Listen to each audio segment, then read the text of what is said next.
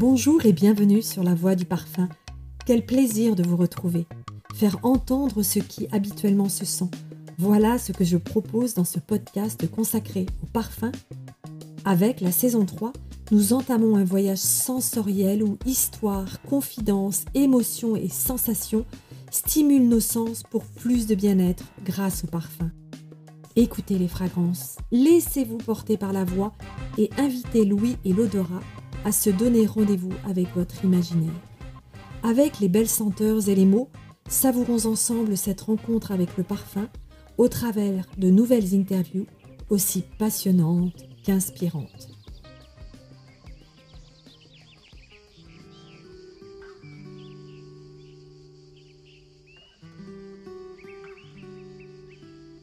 Aujourd'hui, je suis heureuse d'accueillir Magali Fleurquin-Bonnard, créatrice de la marque de haute parfumerie provençale Rose et Marius. Au commencement de Rose et Marius, Magali, tu as eu l'idée de raconter de la plus belle des manières les senteurs de ton enfance en Provence. Ton rêve était de partager la douceur de vivre du Sud, les effluves méditerranéennes par le biais de fragrances rares qui enchantent les sens. Aujourd'hui, ton rêve est devenu réalité. Tu nous accueilles dans ta jolie boutique à Aix-en-Provence au concept retail polysensoriel et tu vas nous raconter ton histoire en nous emmenant dans le temps et sur les routes de Provence. Car Rose et Marius est une marque qui fait appel à des talents exclusivement français, du Sud principalement, mais pas seulement. C'est d'ailleurs une des raisons pour laquelle Rose et Marius a été présentée lors de la grande exposition du Fabriqué en France au Palais de l'Élysée. Tu as eu l'honneur d'être choisie pour représenter le département des Bouches-du-Rhône. Avec ta bougie parfumée de luxe vin rosé et figuier qui diffuse non seulement les senteurs, des arômes, mais aussi des couleurs, des lumières et tout un art de vivre. Bonjour Magali. Bonjour Isabelle. Alors, cette bougie vin rosé et figuier est emblématique de la marque. Est-ce que tu peux nous en révéler l'histoire et la création ? Absolument. Le figuier a vraiment une histoire particulière dans mon cœur. C'est qu'en fait, tout est parti de mes souvenirs d'enfance chez ma grand-mère, qui s'appelait Rose, d'où le nom de la marque Rose et Marius. Et c'est vrai que j'ai vraiment eu envie de partager tous ces souvenirs, toutes ces petites madeleines de Proust, et d'embellir finalement le quotidien de mes clients avec mes souvenirs olfactifs. Et puis plus largement, de les étendre à l'art de vivre exceptionnel que nous avons dans notre belle Provence. Tu viens de citer ta grand-mère Rose. Qu'est-ce qu'elle t'a transmis ? Il y a une grande affection quand tu en parles. Qu'est-ce que tu gardes d'elle ? Énormément de souvenirs, mais si on reste sur le territoire des odeurs, c'est vraiment les odeurs qui signaient mon arrivée en Provence. Parce que donc moi je suis de Provence, toute ma famille est de Provence, et la vie a fait que j'ai passé une partie de ma vie à Paris, et c'était pour moi vraiment un moment chargé en émotions lorsque j'arrivais chez ma grand-mère pour passer l'été, et j'avais toutes ces odeurs qui me sautaient au nez, cette lumière chaude, blanche, et vraiment je pense qu'il est bien aujourd'hui retranscrite dans nos autres parfums. Quand tu arrivais sur place, quelles sont ces odeurs qui te sautaient au nez, comme tu le dis joliment, et comment se passaient tes journées pour que tes souvenirs aujourd'hui soient source d'inspiration ? Le figuier par exemple, c'est vraiment un souvenir incroyable. Il y avait dans le jardin de ma grand-mère, qui était assez grand, un immense figuier centenaire, magnifique. Enfin, en tout cas, avec mes yeux d'enfant, il me paraissait immense. Et comme chez nous, dans le sud, il fait très chaud, on faisait tout le temps la sieste en fait sous le figuier. Et j'avais vraiment cette odeur, mais très très particulière, du soleil sur la feuille de figuier. Et j'ai mis plus de 18 mois avec mon parfumeur, Olivier Soustel, à Grasse, pour vraiment retrouver cette odeur atypique qui vraiment fait partie pour moi de l'été en Provence, mais surtout de mes souvenirs d'enfance. Et c'est ce figuier en fait que l'on a travaillé pour la maison, donc dans la fameuse bougie que tu évoquais, qui est une bougie rechargeable assez particulière, mais qu'on a également travaillé d'une autre façon dans nos autres parfums, avec donc cette note de tête de feuilles de figuier, mais que pour le corps, on a justement associé avec de la tubéreuse, de très belles fleurs blanches du pays grassois, et puis des notes boisées en notes de fond qui sont assez exceptionnelles comme un très beau santal. Tu viens de nous embarquer dans le sud et en particulier dans le pays grassois en citant à nouveau ton parfumeur préféré. Ce sont des fragrances exclusives à base d'absolus et d'ingrédients naturels qui veulent retranscrire cet art de vivre. Quel est cet art de vivre et à quel absolu ça peut correspondre ? On a l'impression qu'il y a des échos entre un art de vivre et les plantes et les absolus utilisés par le parfumeur. Si on parle un peu de notre parfum emblématique, pour relier avec l'art de vivre, c'est le vin rosé.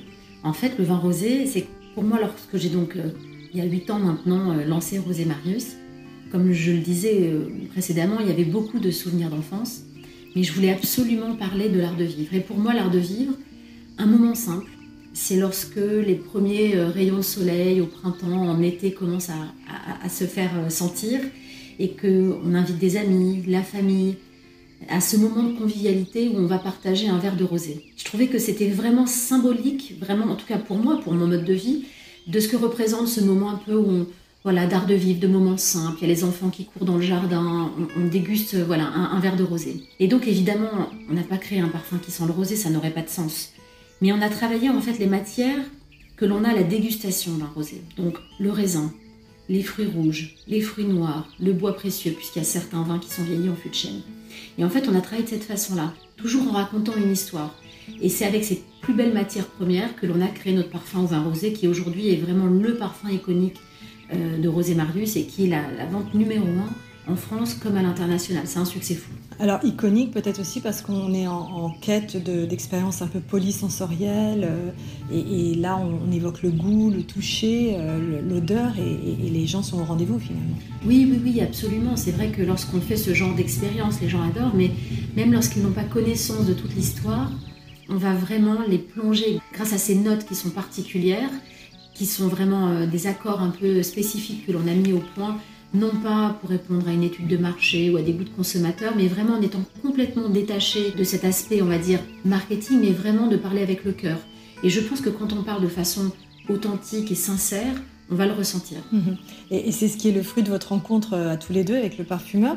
Il y a une autre rencontre qui est très importante aussi dans l'histoire de Rosé Marius, c'est celle du porcelainier à Limoges. Alors peut-être pour remonter un peu en arrière pour expliquer la démarche. Moi j'ai travaillé très longtemps dans l'industrie du luxe, j'ai travaillé pour des très belles maisons comme Piaget, Cartier, Kenzo, là. Et puis j'ai toujours été un oiseau voyageur. Et mon rêve depuis toute petite a été de partir faire le tour du monde. Et donc, je suis partie avec mon amoureux pendant 1 année et on s'est laissé porter. C'est-à-dire que contrairement à des vacances, on va pouvoir prendre le temps de se poser, d'échanger avec les habitants. Et c'est à ce moment-là où j'ai eu un vrai déclic parce que je me suis rendu compte que la Provence était connue dans le monde entier, qu'il y avait un vrai capital sympathie pour notre belle région et j'en avais pas conscience. Mais pour autant, il n'y avait pas de marque de luxe associée à la Provence. Alors quand je dis luxe, c'est pas du tout pour le côté bling-bling, mais c'est pour le côté savoir-faire, ne travailler que les plus belles matières premières, vraiment offrir à nos clients une expérience unique et différente. Et donc, il m'a fallu un peu de temps pour mûrir le projet et me lancer. Et c'est comme ça que Rosé Marius a vu le jour, justement pour raconter les souvenirs d'enfance que j'avais chez ma grand-mère, mais de la plus belle des façons. J'aime bien dire pour faire voir la vie en Rose et Marius. Et donc, je suis partie avec mon bâton pèlerin, puisque moi, je n'avais que mon goût, que mon envie, mais j'avais pas vraiment de connaissances. C'est pas comme si j'avais travaillé toute ma vie avant dans le parfum. J'allais dire juste, mais c'est pas juste parce que c'était fondateur. Ma maman qui depuis toute petite me fait tout sentir. Dès qu'il y a le pédoncule d'une tomate, des feuilles de verveine, tout dans le jardin, elle me faisait toujours tout sentir. Et c'est vrai que donc j'ai le nez qui est quand même assez développé. Et donc je suis partie sur les routes de Provence à la recherche en fait des meilleurs artisans parce que tout est local et naturel. Et c'est avant tout une histoire humaine. Moi, ce que j'aime, c'est un peu la famille, en fait, nos artisans. Donc, on a vraiment besoin de pouvoir bien s'entendre. Limoges, en fait, pourquoi ? J'ai fait une infidélité au sud. On a des très, très beaux céramistes dans le sud. Mais c'est on va dire, un contenant qui aurait été assez épais. Et ce que je voulais, moi, c'était retranscrire, comme je le disais tout à l'heure, la lumière du sud. Et je voulais absolument que nos bougies aient un côté magique et que lorsqu'on les allume, elles deviennent translucides, qu'elles se transforment en objets précieux, en objets qui embellit le quotidien. Et donc, il n'y a qu'à Limoges, en fait, qu'on a ça. Je suis partie à Limoges, pareil, j'ai fait le tour de beaucoup de porcelainiers. Et je suis tombée en amour, j'ai envie de dire, sur ce porcelainier, qui est une personne incroyable. Toutes les personnes qui travaillent pour lui sont, je sais pas, il y a un esprit de famille que j'ai adoré. Et avant tout, son produit est exceptionnel. C'est la blanc. Pour moi, c'est la plus belle des porcelaines. Elle est très, très blanche, très fine, tellement délicate quand on voit nos bougies. C'est ce qui donne toute l'élégance à nos bougies. Ces bougies, on les place dans des lieux et ce sont ces lieux qui sont aussi très importants dans la collection de Rosé Marius. Des orangeries, des tonnelles, des pastilles, et peut-être d'autres encore. Qu'est-ce que nous racontent ces lieux de la Provence et de l'art de vivre en Provence ? En fait, à chaque fois, quand je vais créer un parfum, la façon dont ça se passe, c'est que je vais avoir envie de raconter une histoire. Donc ça peut être en effet soit une histoire de mon enfance, soit une histoire, on en parlait pour le vin rosé, d'un moment d'art de vivre, soit un lieu de Provence, quelque chose qui m'inspire, qui pour moi est emblématique de la Provence que j'aime. Donc là, on parlait des orangeries. Pour moi, l'orangerie, c'est un lieu qui est beau, qui est en même temps simple, parce qu'il va mettre à l'honneur de la bergamote, des orangers, des clémentines, et que ça m'inspire parce que ça sent bon. Donc il y a un démarrage en fait d'une histoire que je vais écrire, parce que j'aime beaucoup écrire. Je vais noter également des matières premières qui me tiennent particulièrement à cœur. Par exemple, l'immortelle, qui est signé vraiment mon arrivée dans le sud lorsque j'étais petite, cette odeur vraiment de bois de réglisse que j'aime particulièrement. À quoi elle ressemble l'immortelle? Je ne pense pas que tous les auditeurs sachent exactement l'aspect et comment la reconnaître dans un bord de chemin. Alors déjà, il faut qu'il fasse très très chaud pour pouvoir l'accueillir. C'est une fleur sauvage, c'est ce qui lui confère tout son intérêt. Alors en Corse, on peut la cultiver, mais nous, l'immortelle que l'on travaille, c'est une immortelle sauvage. Et en fait, c'est une petite fleur jaune, magnifique, qui a une durée de vie assez courte finalement, qui va vraiment exhaler tout son parfum réglissé au cœur de l'été lorsqu'il va faire très chaud. Et personnellement, j'habite au bord de mer, sur la Côte Bleue. Et en fait, lorsque je vais le matin courir, je rapporte toujours des brassées d'immortelle. Et ces brassées d'immortelle, ensuite, on les propose justement à la boutique. Et j'ai demandé donc à Olivier de vraiment se servir de l'absolu d'immortelle, de la plus belle des immortelles, pour pouvoir conférer cette touche vraiment atypique à nos parfums. On va également travailler la fleur de fenouil de la même façon. Alors la fleur de fenouil, c'est un peu différent, c'est vraiment un souvenir d'enfance. Avec ma grand-mère, on allait le soir cueillir en fait des brassées de fleurs de fenouil. Pour partie, on la faisait sécher, la tête en bas, et en fait, on s'en servait toute l'année pour faire cuire le poisson. Et puis pour l'autre partie, c'était un peu nos chewing-gums à nous. Donc en fait, on coupe des petites sections de cette tige. Et même mon petit Gaspard, qui a 10 ans aussi, j'ai passé le flambeau, adore faire ça. Et on le mâchouille. Et en fait, il y a un goût très particulier, réglissé, anisé, très fort, qui pour moi est vraiment l'odeur du Sud. Et pareil, cette fleur, on va l'utiliser notamment dans notre dernière eau de parfum pour hommes. Qui s'appelle L'eau de Marius. L'eau de Marius. On va passer à une autre collection, c'est celle des savons. Chaque savon exhale des senteurs qui évoquent des émotions et stimulent le sens. Il y a des notes fraîches, doucement parfumées, acidulées, fruitées, doucement sucrées. Et en ces temps où l'odorat est malmené, tu proposes une palette de senteurs qui réveille nos émotions. Quelle est-elle dans ces savons? Alors déjà, j'aimerais bien te parler de quelque chose qui est très important pour nos savons. Fais-toi plaisir. En fait, je voudrais te parler des carreaux de ciment qu'il y avait chez ma grand-mère. En fait, ça peut paraître anecdotique, mais c'est vraiment le fondateur pour Rose et Marius. Quand j'étais petite, chez ma grand-mère, le sol était orné de carreaux de ciment multicolores. Et je m'ennuyais souvent parce que je passais des longs étés en fait chez elle. Et je jouais, je me racontais plein d'histoires sur ces carreaux de ciment. Et quand j'ai créé Rose et Marius, je me suis dit, je veux absolument que ce carreau de ciment, il signe toutes nos collections.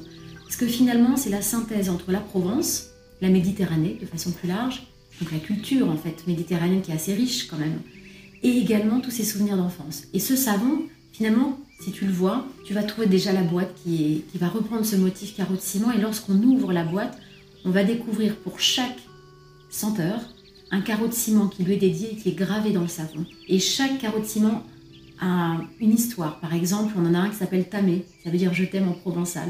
Celui-ci, par exemple, il va être associé à l'eau ensoleillée de rose, qui est un parfum un peu hommage à ma grand-mère, avec les plus belles fleurs du pays grassois, avec du jasmin, de la rose ancienne, de la fleur d'oranger, touche de fève tonka et de vanille de Madagascar. Donc à chaque fois, tout est relié dans une histoire qui fait sens en fait par rapport à ses souvenirs.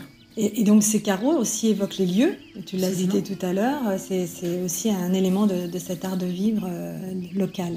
Et tu as aussi des soins d'exception pour le corps, on continue dans les collections, des savons liquides, des eaux de parfum, tu l'as cité, des eaux précieuses. Et un autre sens est mis en avant, c'est le toucher, la délicatesse, et par la texture, le packaging que tu viens d'évoquer, les matières et les lignes.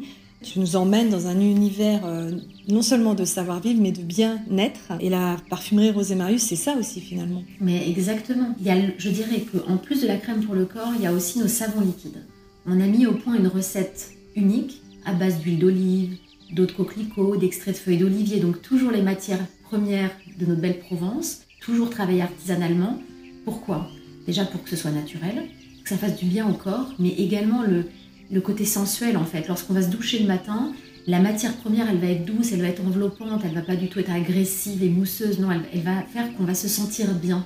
On va avoir évidemment l'odorat qui va être sublimé parce que on travaille beaucoup avec beaucoup de parfums en fait. Nous, dans toutes nos créations, que ce soit les savons, les bougies, à chaque fois, le parfum vraiment a une place de choix, puisqu'on est vraiment avant tout une maison de haute parfumerie. Mais comme tu le disais si bien, le sens qui est le toucher est extrêmement important pour nous. Donc on va vraiment le mettre à l'honneur. Et la crème corps dont tu parlais, on s'en sert beaucoup nous dans l'hôtellerie de luxe. Et on va vraiment la travailler aussi en massage. Elle est souvent utilisée aussi dans les spas. Chaque produit de la collection est une sorte de témoignage de la transmission des savoir-faire provençaux auxquels la marque rend hommage. Est-ce qu'on peut évoquer ces savoir-faire? On a l'impression que c'est, comme tu disais tout à l'heure, une grande famille, une chaîne de métiers, une chaîne de savoir-faire. Et là, on a envie d'aller à leur rencontre. Déjà, on a été très honorés en 2017. On a eu le label des artisans d'art de Provence. Donc c'est vrai que pour nous, c'était vraiment une belle récompense qu'on n'attendait pas particulièrement, mais qui finalement a matérialisé notre engagement pour faire vivre et pour donner en fait toutes ces lettres de noblesse aux savoir-faire locaux. On travaille avec les meilleurs artisans. Par exemple, la bougie dont tu parlais tout à l'heure, on a 6 artisans différents qui vont la mettre au point. On va d'abord avoir, on l'a parlé, Daniel, notre porcelainier. Ensuite, on va avoir la partie, donc la couleur et les matières précieuses, parce que nous, on travaille nos bougies avec de l'or ou avec du platine véritable. Donc là, on a un véritable orfèvre qui s'appelle Bruno, et qui va déposer nos motifs, qui vont être ensuite posés, donc avec des couleurs spéciales, des pigments naturels, mais également ces matières précieuses. Donc ça, c'est encore un autre travail. Ensuite, on va voir Valérie, qui va poser à la main, évidemment, sur chacune de nos timbales, ces couleurs et ces métaux précieux. Ensuite, on va voir Jean-Claude. Jean-Claude, lui, c'est l'expert du feu. On ne se rend pas bien compte, mais en fait, pour cuire ces motifs, c'est très particulier. Si on les cuit trop ou pas assez, s'il n'y a pas assez d'oxygène, les couleurs ne vont pas être magnifiées. Ensuite, on va avoir Olivier qui va s'occuper du parfum. Et puis après, on va avoir Frédéric qui, lui, va mettre en cire en fait toutes nos bougies. Voilà, et tous nos artisans vont vraiment nous accompagner dans le processus créatif que j'ai imaginé pour vraiment faire vivre une expérience unique. Et ce qui est important de souligner peut-être, puisqu'on parle de la bougie, c'est la dimension rechargeable. Depuis le début, j'aime l'idée que peut-être on consomme moins, mais on consomme mieux. On n'a qu'une planète, c'est important d'en prendre soin. Et donc j'aime bien cette idée de ne pas être toujours dans l'accumulation, mais d'avoir un très bel objet qu'on va pouvoir utiliser à l'envie. Cette belle timbale que je viens de te décrire, lorsqu'elle est terminée, on la passe au lave-vaisselle et on ne rachète que les recharges. Et, petite cerise sur le gâteau, on va également planter, pour tous nos clients, un arbre pour reforester les calanques qui ont été durement abîmés par les incendies de 2016. Alors là, c'est l'engagement de la marque dans cette dimension protection de l'environnement qui est très importante. Oui, alors voilà, on est un modeste acteur, mais on essaye à notre mesure de pouvoir sensibiliser les générations futures. Donc par exemple, pour les plantations d'arbres, on le fait avec les écoles environnantes pour justement les sensibiliser autant. C'est vrai qu'on vit beaucoup dans le côté instantané aujourd'hui. C'est important de se rendre compte qu'un arbre qui va être brûlé, c'est un arbre qui va mettre 20 ou 30 ans à pousser. Et donc, on essaye de leur remettre un temps long et de les faire participer justement à cet acte pour que plus tard, quand ils seront grands, c'est un peu un travail sur l'avenir, ils puissent avoir tous ces réflexes et prendre conscience de cette dimension-là. On va travailler beaucoup le côté rechargeable. Nos parfums solides sont rechargeables, nos savons liquides également. On essaye le plus possible dans l'hôtellerie aussi de travailler sur cette dimension rechargeable pour diminuer les plastiques. En termes de distribution, il y a cette jolie boutique dans Aix. Où est-ce qu'on peut trouver tous ces beaux produits ? Alors en fait, on essaye d'avoir une distribution assez exclusive. Donc on ne veut garder qu'une seule boutique, qui est vraiment notre petit joyau, notre petit chouchou. J'ai tendance à dire que ce ne sont pas des clients, mais ce sont des invités qui viennent à la maison. Voilà, pas à la boutique, à la maison. Et on aime en fait passer du temps avec eux, comprendre leurs envies pour vraiment les orienter le mieux possible. Parce que porter un parfum, c'est quelque chose de très intime finalement, ou offrir un parfum. Donc on a notre boutique avec nos ateliers de création de parfums à l'étage, que l'on ouvre aussi au public. Et on aime bien travailler avec des revendeurs qui vont pouvoir aussi travailler sur la même philosophie. Par exemple, à Paris, on est donc chez Jovois, rue de Castiglione, et on va avoir nos bougies chez Arige, qui est un grand joaillier, qui est rue Pierre-Charon. Voilà, on va travailler un peu de cette façon-là, c'est-à-dire travailler donc en France et à l'international, bien sûr, mais de façon assez exclusive avec des personnes qui nous ressemblent finalement. Alors pour terminer, quel est le souvenir et la plante que tu es en train de mûrir pour une prochaine création, sans tout dévoiler bien sûr? Là, on est en train de travailler sur un très bel accord qui rappelle les bassins et les fontaines de Provence. Je ne peux pas t'en dire plus, mais je peux juste te dire que ça sortira au printemps prochain. C'est un accord très aquatique, très addictif et je suis déjà fan. Merci beaucoup Magali, à bientôt. Merci à toi.